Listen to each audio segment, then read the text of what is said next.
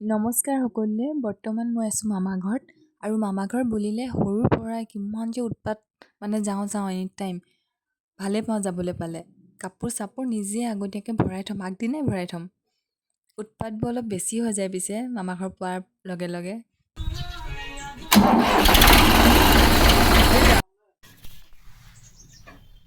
পুখুৰীৰ মাছ ধৰি থৈছে এইফালে, খাবহে লাগে আৰু। সাইডটো দেখাই দিয়া এইফালে একদম পিঠি যিচুমণি, ষ্টাইলটো চাওঁ।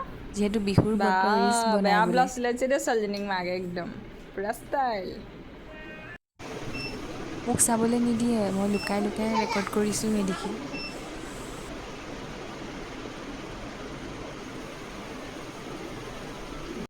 বেয়া হৈ গ'ল।